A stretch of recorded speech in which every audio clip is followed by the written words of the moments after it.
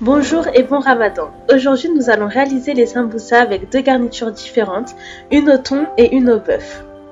Pour celle au thon, vous aurez besoin d'une boîte de thon à l'huile, de 7 oignons et de 3 échalotes. Pour l'assaisonnement, vous aurez besoin d'une demi-cuillère à café de cumin, de chili, de curcuma mais c'est facultatif, de sel, de poivre et d'ail et d'un peu de piment si vous aimez. D'abord, faire revenir les oignons dans de l'huile, puis ajouter le thon et toutes les épices.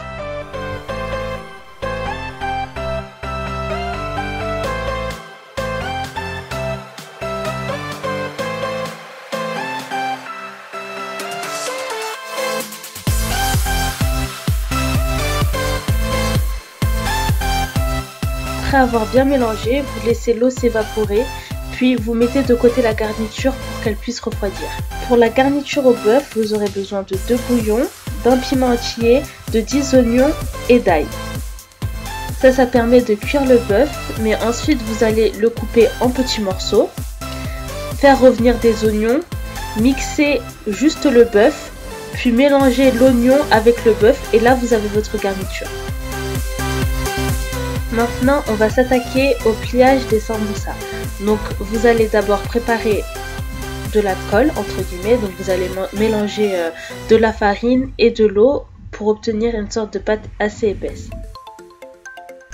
Vous pouvez trouver la pâte à sambusa dans les épiceries asiatiques. Quand vous allez ouvrir la pâte à sambusa, il y aura une petite ligne au milieu. Donc vous allez d'abord couper en deux, puis couper les deux moitiés encore en deux pour avoir 4 portions. Les 3 autres portions, vous allez les mettre au frigo ou sur un torchon humide pour pas que la pâte elle se craque.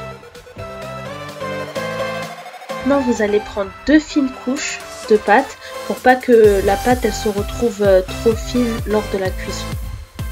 Vous allez rabattre le coin du sambusa en faisant un triangle, puis le retourner vers le milieu, mettre la garniture à l'intérieur et rabattre l'autre grand morceau sur le dessus pour reformer le triangle et finir avec le grand morceau sur tout le sambusa.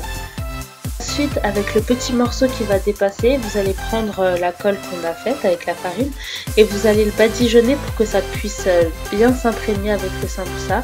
Puis vous allez répéter l'opération autant de fois que vous le voulez en essayant d'avoir le minimum de trous possible pour pas que l'huile elle rentre à l'intérieur.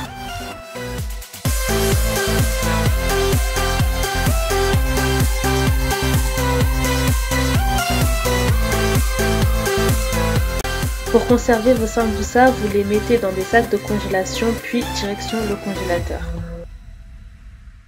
Maintenant, vous mettez de l'huile dans une poêle, puis vous pouvez faire frire vos sambusa. Quand vous voyez qu'ils sont bien dorés, vous les mettez sur un papier de sopalin. Voici les deux résultats obtenus, le premier avec le bœuf et le deuxième avec le thon. Bon appétit!